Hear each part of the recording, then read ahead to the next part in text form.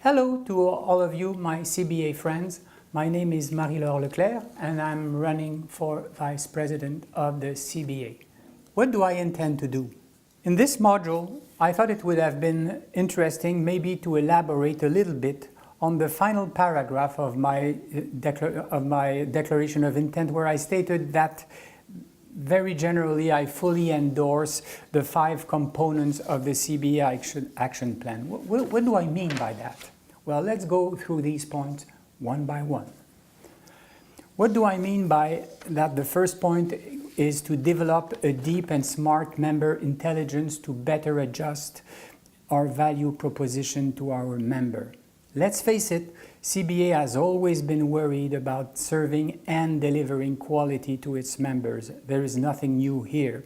However, what is new is that we have now the technological means to obtain information from each and every member, the deep data, based on their presence and habits on the web. And there are also technological means and algorithms to gather all this information. And there are also available means powerful enough to process all this data to have an ever more precise picture of CBA's members available to your association in order to better serve its members and groups of members, actual or prospective.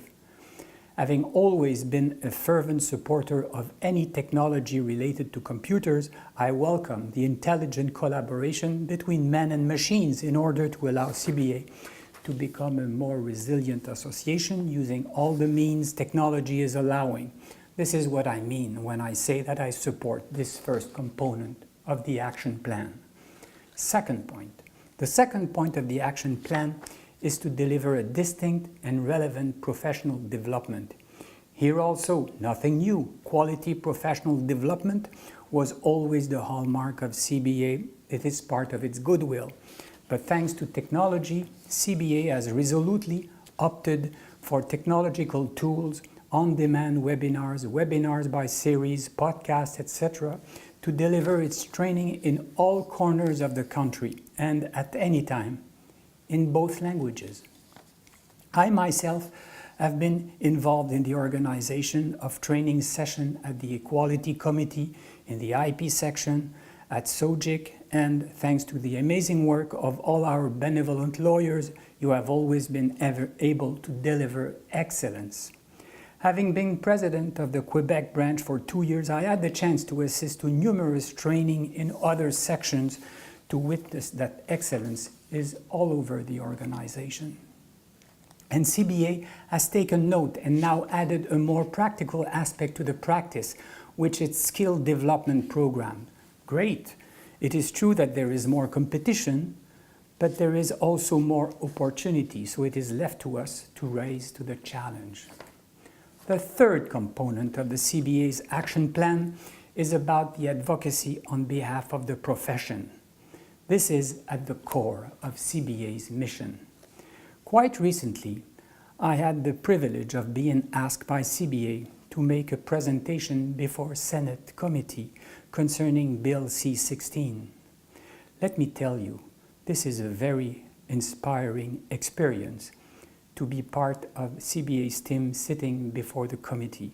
And you can believe me that when CBA speaks, Senate listens. A few weeks later, Bill C-16 was adopted. This is my personal experience, and it is deeply inspiring to see that CBA can deliver real change for the better in this country. The fourth component is to prepare the profession for the future. And you know what? Future is not in the future, it is now. I'm quite aware of all the changes that our profession is facing. Already, a few years ago, I was quite impressed reading of the book called The End of Lawyers, authored by the British consultant Richard Susskind, talking about the challenges to the profession brought by the information technology. And the more we advance, the more we note that all these predictions come to be true. The place of the technology in our profession is there to stay. Who would have guessed that in a mere 15 years, the largest chunk of the attention time of all lawyers in the country would be spent watching first at a large screen and now at a small portable mobile screen. And after a day of work before a screen, what do we do to relax? We spend more time before screen to go on social network. Welcome to this new virtual reality in which the members of our profession is spending their time more and more. Traditional interaction is losing ground. This is how it is. It is of no use of dwelling in the past with nostalgia. Here again, CBA has taken note and acted accordingly. In my view, this goes hand in hand with the first components and the second components. It is all about the machines. Our collective consciousness evolves now more and more in the virtual world where the future of the profession lies, and it is quite clear that the huge challenge for us lawyers, notaries, and judges is to adapt as rapidly as the technology evolves. And finally, first component, enough of the machines. The fifth and last component is about our humanity, and humans is what we are. When we are constrained by our workload, by the stress of the work, or by the loneliness resulting from conflicts, whether at the office, at home, or within ourselves, when disease or death or old age hit, CBA can be there for us among bright and open-minded friends coming from diverse cultural backgrounds, ready to discuss life and enter into lively conversation, more often than not, of course, about what we do best, the law, the practice of law, and related topics. Think about the CBA Wellness Initiative set up by our past president, Michel Hollins, which personally went through very difficult personal situation. As for me, I was lucky enough to be sitting at the Equality Committee and learn to know lawyers from different cultural backgrounds. I made friends with Rashpati Perso and from India, and then at Sojik, where I met all my LGBT friends from all over the country. This is really precious, believe me.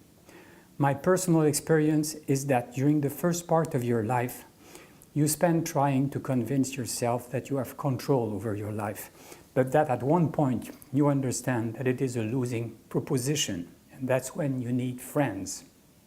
And this is where CBA enter into the picture. For several years, CBA has understood this key value, understood it and made its own, and now set it up as a priority, this inclusiveness which reflects the changing Canadian society. So thank you very much for having watched this video capsule, and thank you for considering my candidacy for VP of CBA. Thank you.